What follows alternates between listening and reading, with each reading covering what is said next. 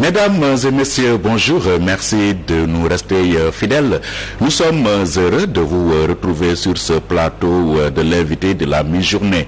Ce matin, nous avons le plaisir et l'immense honneur de recevoir Habib Ndao. Il est le secrétaire exécutif de l'Observatoire de la qualité des services financiers, rattaché donc au ministère des Finances et du Budget. Il est aussi membre de la coalition présidentielle. Habib Ndao, bonjour. Bonjour Pierre-Edouard. Merci d'avoir accepté notre invitation. Heureux de me retrouver sur votre plateau. C'est toujours partagé. Très bien. Alors, Habib, nous allons parler du sommet de Paris qui a eu lieu ce mardi.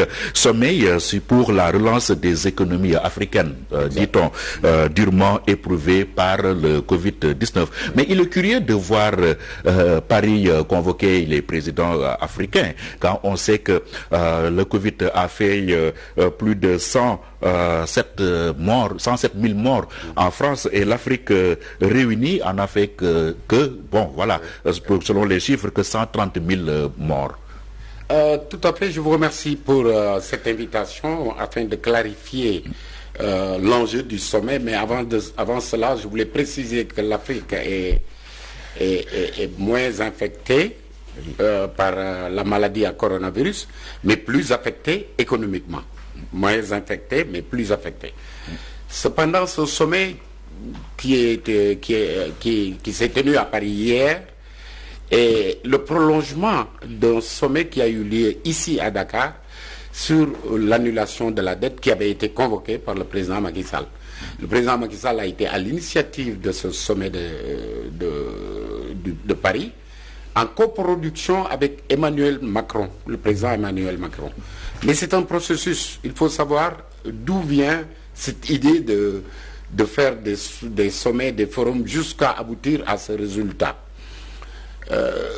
En mars 2020, quand la maladie a éclaté, le président Macky Sall a fait un appel au continent africain. Après, il a poussé le bureau de l'Union africaine par visioconférence, qui ont adopté une position commune de réclamation de l'annulation de la dette et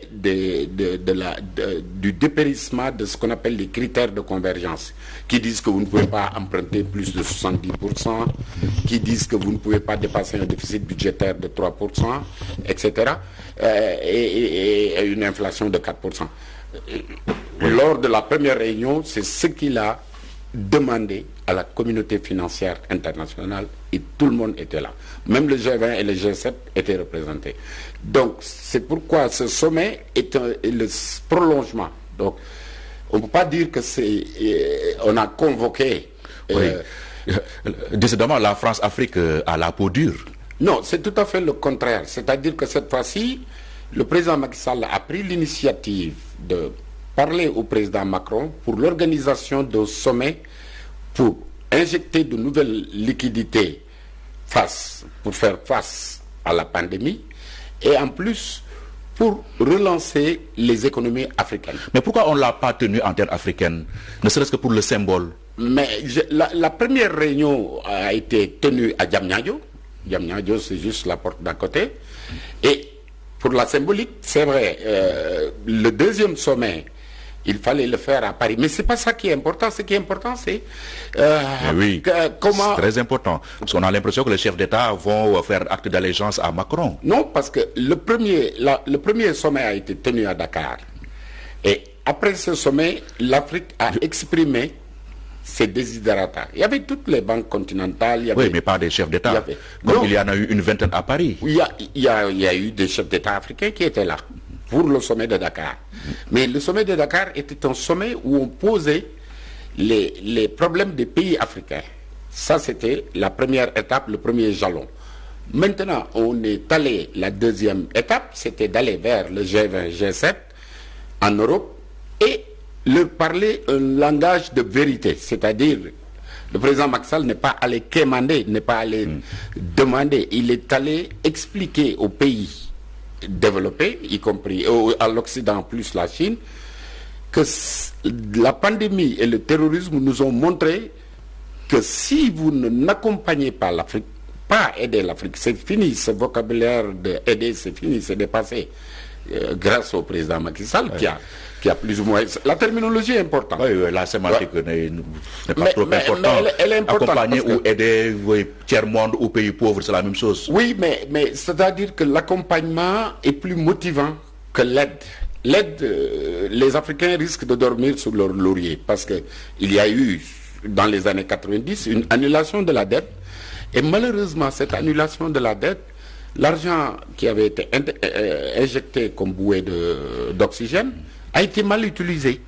Mais cette fois-ci, c'est un nouveau leadership sur le plan continental qui va de Dakar à Kigali. Et ce nouveau leadership comprend ce qu'est la croissance. Parce que l'Afrique a eu une croissance continue depuis une bonne dizaine d'années, depuis pratiquement 15 ans. Alors, cette croissance continue a été matérialisée par un leadership de nouveaux leaders qui ne sont pas les leaders de la détérioration des termes de l'échange, des leaders qui comprennent le management, l'exploitation des ressources minières, qui ne laissent plus des contrats léonins qui sont signés, la preuve, et qui ont ajusté leur législation, notamment la loi sur le contenu local, aux intérêts du pays. En dépit du fait que nous n'avons pas la technologie pour exploiter nos richesses minières, nos ressources minières en Afrique, cependant des pays comme le Sénégal, ils ont pu asseoir une législation protégeant les intérêts des pays du Sénégal et en acceptant la transparence par une adhésion à l'ITIE, l'initiative pour la transparence dans les industries extractives. Donc, les données ont changé. Actuellement, la communauté financière internationale a confiance que l'argent qui sera débloqué, qui sera injecté après l'annulation, et là, l'annulation, je dois préciser que c'est l'annulation de la dette publique et la restructuration de la dette commerciale. Il faut que l'Afrique parle le même langage concernant cette annulation de la dette. Un pays comme le Bénin s'en démarque. Le Bénin, il dit qu'il faut rester digne, il ne faut pas tomber dans ce misérabilisme. Le Bénin... Ils ont raison, non, les Béninois? Non, ils ont eu tort. Je vais vous expliquer pourquoi. À ce moment, le Bénin, il est à 4200 milliards de dette globale. C'est-à-dire environ 48,5% de leur PIB, le Bénin. Et ils vont monter. S'ils ne sont pas ambitieux, s'ils n'ont pas l'ambition du président Macky Sall, ils peuvent ne pas faire de rattrapage infrastructurel. Quand vous voulez faire un rattrapage infrastructurel et que par la même occasion vous voulez créer de la croissance, vous voulez créer des emplois, il faut un investissement public massif. Cet investissement public massif, vous ne pouvez pas l'avoir dans un pays comme le Sénégal sans emprunter, dans un pays comme le Sénégal où il y a 90 000 personnes. Nous sommes 17 millions d'habitants. Nous avons 6 millions d'électeurs inscrits. Je vous parle de la situation du Sénégal. Nous avons 153 000 agents de l'État et 300 000 salariés. Sur tout ce stock, il y a 90 000 qui sont déclarés aux impôts. Et sur ces 90 000, il y a 6 000 personnes physiques et morales qui payent régulièrement. Sur ces 6 000 personnes qui payent, physiques et morales, qui payent les impôts, il n'y a que 100 entreprises qui supportent près de 60% des recettes fiscales. Alors vous vous imaginez... Ouais, mais c'est un laxisme de nos autorités, non? Ah non, on a mis en place le plan Yatal. On va y revenir, mais donc si vous avez l'ambition du président Macky Sall, vouloir de l'émergence, vouloir régler un problème de rattrapage infrastructurel, vous êtes obligé de recourir à un endettement massif. Et le seul problème de notre endettement, comme je disais tantôt... Parce qu'il y a un problème. Il y a un problème. Ah, oui. Le problème, c'est qu'on dit que l'Afrique est surendettée, que le Sénégal est surendetté, c'est pas vrai. La dette commerciale pèse très lourd sur notre budget. Je vous donne un exemple. Prenez le cas du Nigeria. Le Nigeria, à 20%, son endettement se situe à hauteur de 20% de son PIB.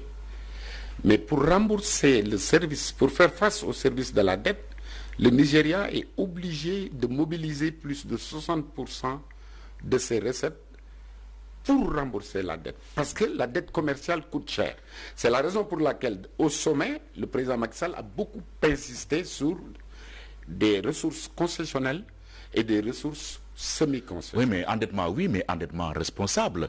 Le Sénégal, en 2012, quand le président Macky Sall est arrivé au pouvoir, la dette était de 2 000 milliards. Tout à fait. Aujourd'hui, elle est de plus de 9 000 milliards. Oui. C'est presque 65% de notre PIB. Mais, ça en est trop, Habib Ndao. Mais vous avez vu l'investissement, l'utilisation de la dette, c'est ça qui est important. Vous avez fait référence aux 2 000 milliards avant 2012. Mais c'était pour des fessemans, c'était pour payer, pour faire face à des urgences. Nous, l'endettement sous le président Macky Sall a été mûrement réfléchi. C'est pour des investissements rentables, des investissements générateurs d'emplois et de ressources. Je vous donne un exemple. Si vous prenez Ila Touba, qui est une autoroute qui fait partie des emprunts, vous payez, n'est-ce pas, le péage, cet argent est utilisé pour rembourser la dette. Et maintenant, on va vers un endettement plus concessionnel, c'est ce qu'exige le président Macky Sall des bailleurs de fonds. Il a exigé, le président? Oui, il a exigé. Qui paye commande, ce sont les bailleurs qui payent. Non, mais on n'exige rien aux bailleurs. Non, un capitaliste, quand vous lui parlez, s'il vous lui parlez un langage scientifique, un langage de vérité, et vous lui montrez son intérêt dans la relance de l'économie africaine, parce qu'il y a une interdépendance forcée des économies qu'on appelle globalisation, qui échappe aux États, créés par les marchés financiers, les marchés des commodities, qui ont créé une globalisation de l'économie mondiale. Et si vous laissez l'Afrique au bord de la route, l'Occident et la Chine auront deux types de problèmes. Premièrement, pour écouler leurs débouchés. Deuxièmement, ils vont avoir ce qu'on appelle une migration imposée. Vous vous souvenez quand Abdou Diouf disait que quel que soit, tant que vous n'aidez pas l'Afrique, aucun océan ne va empêcher les jeunes Africains d'aller vers l'Europe.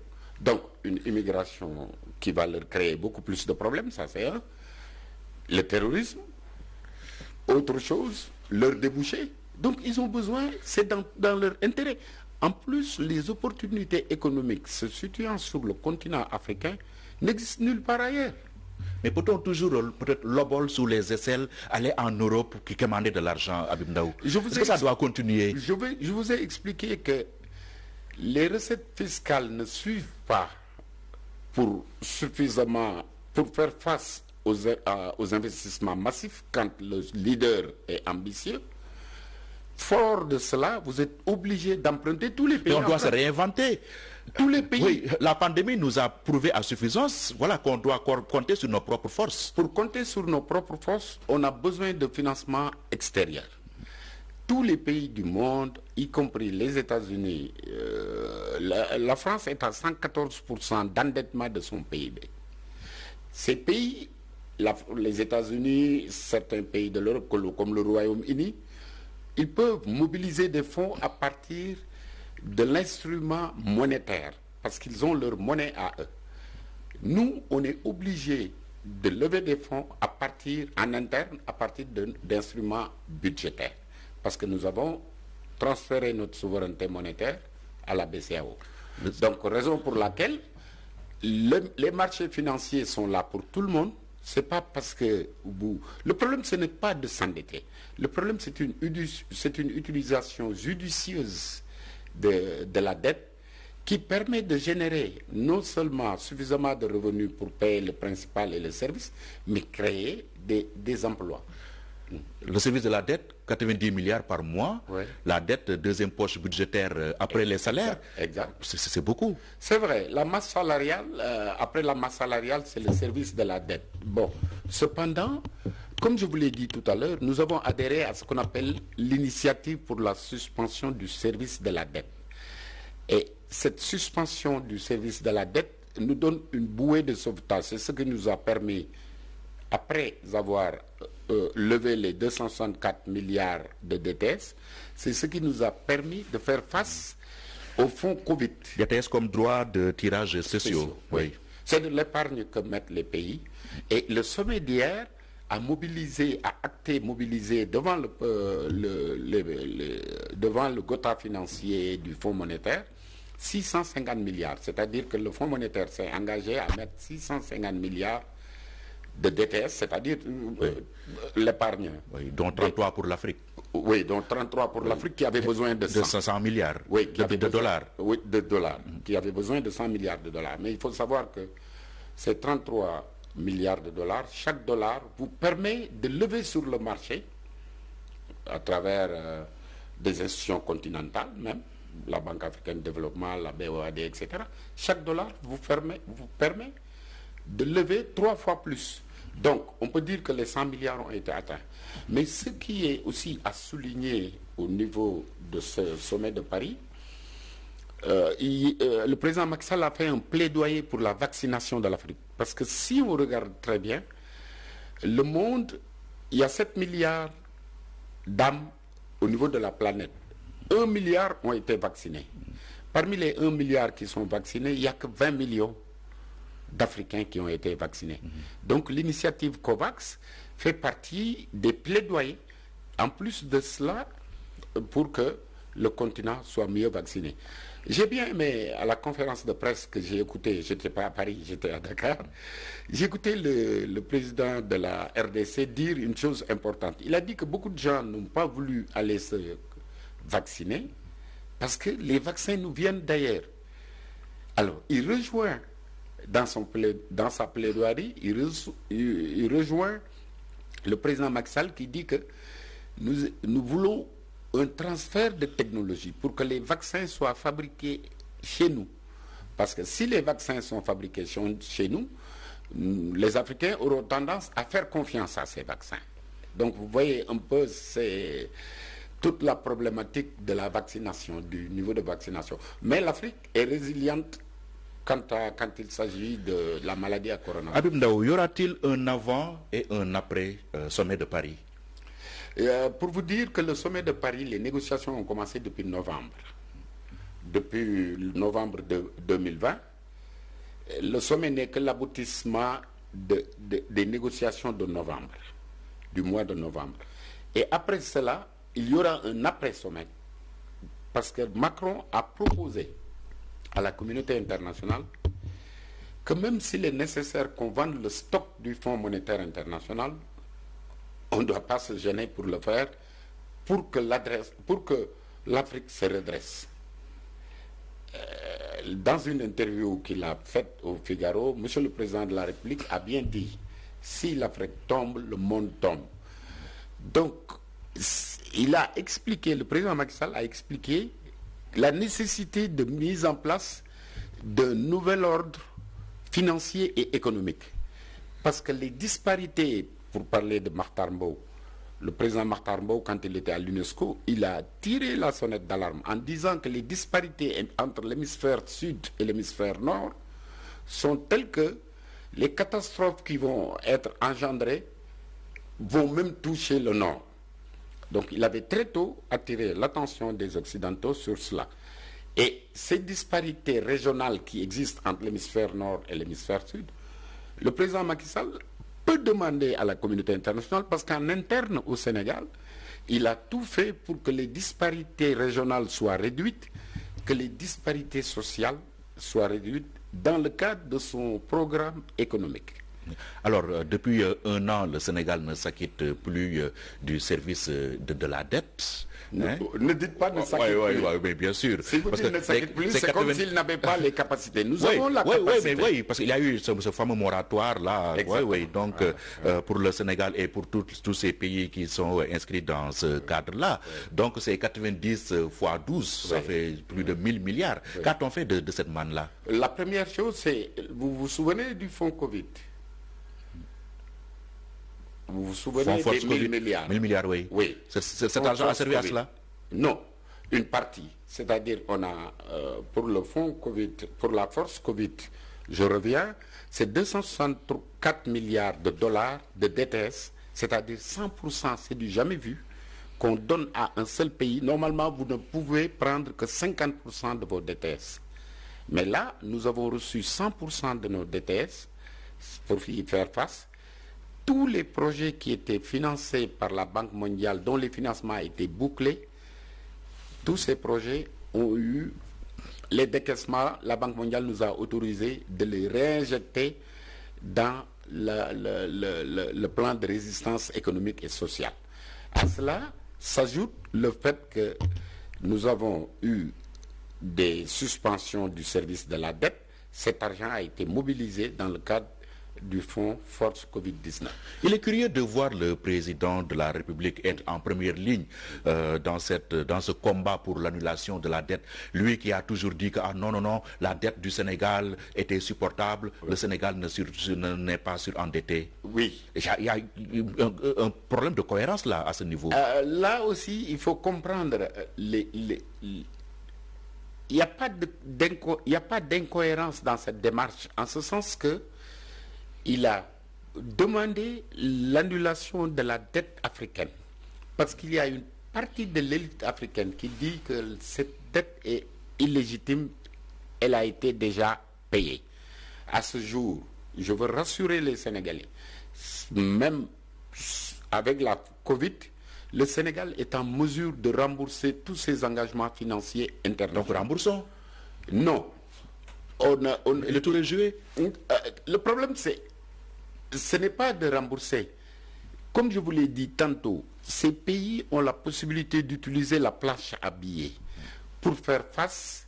Donc 20 000 milliards, l'Occident a mobilisé 20 000 milliards de dollars pour faire face dans leur plan de résilience.